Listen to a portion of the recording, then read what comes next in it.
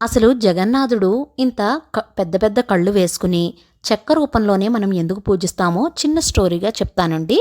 ఈ జగన్నాథుడు గిరిజనుల దేవుడు. నీలమాధవుడనే పేరుతో పూజలందుకుంటున్నాడని స్థల పురాణం. అడవిలోని ఓ రహస్య ప్రదేశంలో ఉన్న ఈ జగన్నాథుణ్ణి గిరిజనుల రాజైన విశ్వావసుడు పూజించేవాడట. విషయం తెలుసుకున్న ఇంద్రద్యుమ్న అనే మహారాజు ఆ రహస్యాన్ని కనిపెట్టడానికి విద్యాపతి అనే బ్రాహ్మణ యువకుణ్ణి అడవికి పంపుతాడు. విశ్వావసుడి కూతురైన లలితను విద్యాపతి ప్రేమించి పెళ్లాడతాడు.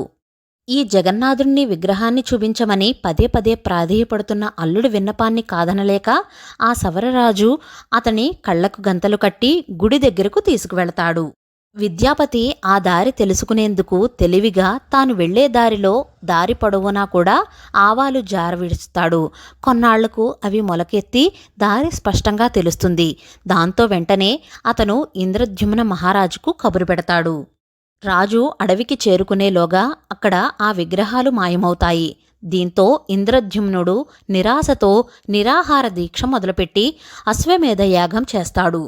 నీలాచలం మీద ఓ ఆలయాన్ని నిర్మించి నరసింహస్వామి విగ్రహాన్ని ప్రతిష్ఠిస్తాడు.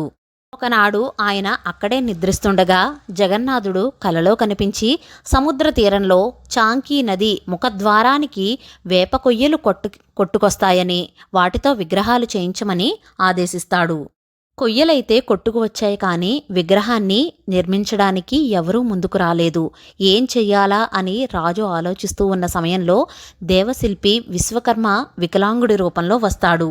తానొక్కడినే రహస్యంగా ఓ గదిలో విగ్రహాలకు రూపకల్పన చేస్తానని, ఆ సమయంలో పచ్చి మంచినీళ్లు కూడా ముట్టుకోనని, ఆ 21 రోజులు అటువైపు ఎవరూ రాకూడదని, తన పనికి ఆటంకం కలగకూడదని షరతులు విధిస్తాడు. రాజు అంగీకరిస్తాడు. రోజులు గడుస్తున్నా గదిలోంచి ఎలాంటి శబ్దమూ రాదు. దీంతో రాణి గుండీచాదేవి తొందర పెట్టడంతో గడువు పూర్తి కాకుండానే రాజులు తలుపులు తెరిపిస్తాడు. ఆ గదిలో శిల్పి కనిపించడు. చేతులు కాళ్ళు లేని సగం చెక్కిన విగ్రహాలు మాత్రమే దర్శనమిస్తాయి. పశ్చాత్తాపంతో రాజు బ్రహ్మదేవుణ్ణి ప్రార్థిస్తాడు. చతుర్ముఖుడు ప్రత్యక్షమై ఇక మీదట అదే రూపంలో విగ్రహాలు పూజలందుకుంటాయని ఆనతిస్తాడు. తానే స్వయంగా వాటికి ప్రాణప్రతిష్ఠ చేస్తాడు. అందుకే పూరి ఆలయంలో విగ్రహాలకు అభయహస్తం, వరదహస్తం కనిపించవు.